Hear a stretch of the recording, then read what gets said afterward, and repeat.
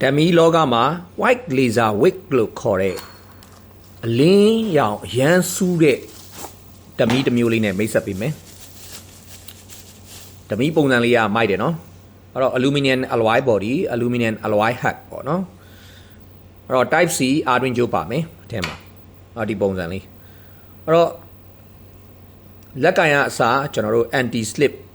မချောအောင်ကျွန်တော်တို့ခိုင်လို့ရတဲ့လက်ကင်မျိုးစား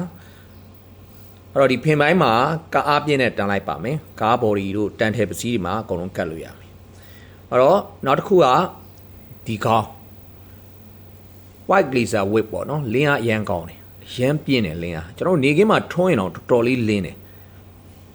အဲ့တော့ zone in zone out ရမယ်အဲ့တော့ telescopic lever ပေါ့နော်နောက်တစ်မျိုးပြောရင် telescopic lever ဆိုတာဒီထိတ်က zone ကိုကျွန်တော်တို့က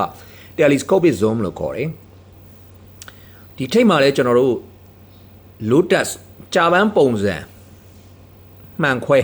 set defense အတွက်သုံးဖို့အတွက်ဒီတွားလေးတွေပါတယ်အဲ့တော့ဒီမှာ clock နှစ်ခုပါမယ်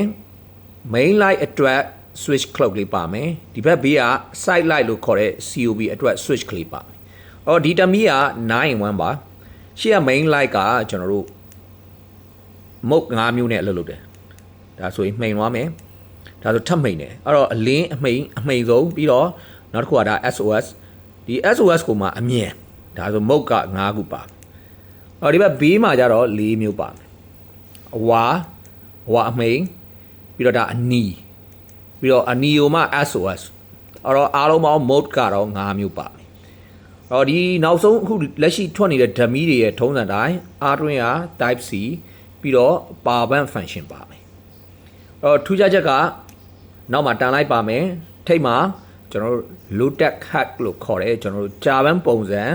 အတွားလေးတွေပါမယ်ကားမှန်တွေခွဲလို့ရမယ် self defense အတွက်လည်းသုံးလို့ရမယ်နောက်တစ်ထူးခြားချက်တစ်ချက်က white laser wig လို့ခေါ်တဲ့ဒီခေါင်းဖြူလေးပေါ့နော်လင်းအားရမ်းပြင်းတယ်ကျွန်တော်နေကင်းဘက်မှာတော့လင်းအားတော်တော်လေးပြင်းတယ်အော်ဓာမီပုံစံလည်းတော်တော်လေးမိုက်တယ် battery level ကိုလည်းအားတွင်းတဲ့အချိန်ရောအသုံးပြုတဲ့အချိန်ရော digital နဲ့ပြပြီးတယ်အော်တော့ mode 5မျိုးပါတယ်ဒီခေါင်းပိုင်းမှာဘေးဘက်မှာတော့ mode က4မျိုးပါတယ် total 9-in-1 ပါရည်တွေးရန်ကောင်းတယ်စိတ်ဝင်စားလို့မှာချင်တယ်ဆိုရင်ကျွန်တော်တို့ MDH ကိုချိန်မြေးဆက်တွယ်မှိုင်းနေပါတယ်ကျေးဇူးအထူးတင်ပါတယ်ခင်ဗျာ